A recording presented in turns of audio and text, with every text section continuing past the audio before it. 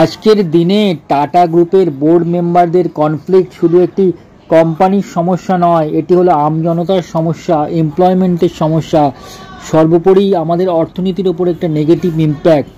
ভিডিওটা অকারণ লম্বা করে আপনাদের ধৈর্যের পরীক্ষা নিতে চাই না, খুব সংক্ষিপ্তভাবে আলোচনা করছি। সমস্যার রুটটা খুঁজে বার করার আগে প্রথমে টাটা গ্রুপের কর্পোরেট স্ট্রাকচারটা চলুন একবার দেখে নিন। টাটা গ্রুপের হেড হলেন চেয়ারম্যান স্যার রতন টাটা। জীবিত থাকাকালীন বহুদিন এই পদটি হোল্ড করেছিলেন। এখান থেকেই নিয়েছিলেন বিভিন্ন ঐতিহাসিক সিদ্ধান্ত। জাগুয়ার, ল্যান্ড রোভার, কোকা স্টিলের মতো world famous brand take over করেছিলেন। যাই হোক, চেয়ারম্যানদের নিচে থাকে বোর্ড অফ ডিরেক্টর, এরপর থাকে ইন্ডিভিজুয়াল কোম্পানির সিও, এমডি, যারা সংশ্লিষ্ট কোম্পানির প্রফিট লস ব্যাপারটা দেখে থাকেন।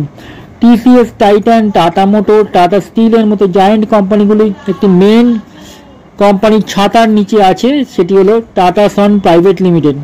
এর তিনটি pillar: major stake holder Tata trust 68%, Shapoorji group 19% and Tata family rest of the stake. এর মধ্যে বেশ কিছু কোম্পানিও স্টেক হোল্ড করে রেখেছে। রতন টাটা নিজেও ছিলেন স্টেক হোল্ডার। আচ্ছা, এবার আমরা যে বর্তমানে যে প্রবলেমটা দেখা দিয়েছে তার সম্পর্কে আলোচনা করি। মেনলি এই প্রবলেমটা হলো লিডারশিপ প্রবলেম, যেটা গত 76 বছরে যখন জেআরডি টাটা এবং রতন টাটা ছিলেন তখন দেখা যায়নি। 2002 সালে সাইরাস মিস্ত্রিকে কেন্দ্র করে টাটা গ্রুপে এক ভয়ঙ্কর প্রবলেম সৃষ্টি হয়েছিল, কিন্তু সেই সময় ছিলেন রতন টাটা। স্যার রতন টাটা জিনিসটাকে ভালোভাবেই সামলেছিলেন, কিন্তু এখন তো আর তিনি নেই। এখন মূল প্রবলেমটা হলো টাটা ট্রাস্টের 7 বোর্ড মেম্বারের মধ্যে দুটো লবি তৈরি হয়েছে। একটা হচ্ছে নোয়েল টাটার লবি, অপরটা হচ্ছে সাপুরজি লবি। এরা একে অপরের সবসময় কাটাছেঁড়া করতে ব্যস্ত থাকে। এর সাথে নতুন দুটি সমস্যা অ্যাড হয়েছে, তা হলো সাপুরজি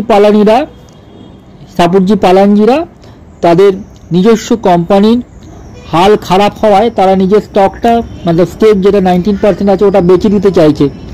150 বছর টাটা গ্রুপের নিয়ম কিন্তু এতে বাধা হয়ে দাঁড়াচ্ছে। আসলে টাটা ট্রাস্ট হলো একটু ট্রাস্ট মেম্বারদের দ্বারা পরিচিত, এটা একটা ট্রাস্টি, এতে কোনো মালিকানা ভিত্তিক প্রতিষ্ঠান নয়। ফলে এই বেচা কেনার ব্যাপারটা হয়ে উঠছে না। আর সর্বশেষ আরেকটি যেটা কারণ দাঁড়িয়েছে, আরবিআই তারা চাইছে অন্যান্য কোম্পানির মতো টাটা সানেরও আইপিও মার্কেটে নিয়ে আসতে, স্টক এক্সচেঞ্জে লিস্টিং করতে। কিন্তু টাটা ট্রাস্ট বলতে চাইছে তারা কোনো প্রফিট মেকিং কোম্পানি নয়। এখন যদি কোম্পানি শেয়ার মার্কেটে লিস্টিং হয়, তবে ভারতের সামাজিক ক্ষেত্রে এতদিন যে টাটা অগ্রণী ভূমিকা নিয়ে এসছে সেটাকে হ্যাম্পার হতে পারে। সেটা স্টক এক্সচেঞ্জে লিস্টিং হওয়ার মানে তাদের ডিসক্লোজার এবং কমপ্লায়েন্স মেনে চলতে হবে এবং কোয়ার্টারলি প্রফিট লসের ব্যাপারটা পাবলিশ করতে হবে। ইন্ডিভিজুয়াল ছোট যারা শেয়ার হোল্ডার আছে তাদেরকেও গুরুত্ব দিতে হবে এবং তাদের এর ফলে কী হবে, তাদের যে মূল মোটো যে সামাজিক কল্যাণের ব্যাপারটা থেকে সরে আসতে হবে। সেই জন্য তারা চাইছে না এই ব্যাপারগুলো। যাই হোক, আপাতত এগুলো সুপ্রিম কোর্টে ঝুলে আছে এই ব্যাপারটা, আরবিআইয়ের ব্যাপারটা।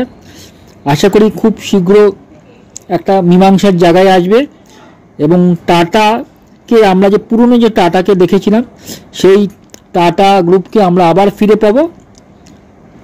ভিডিওটা যদি ভালো লাগে তবে লাইক, শেয়ার, সাবস্ক্রাইব করতে পারেন। ভালো থাকবেন, ধন্যবাদ।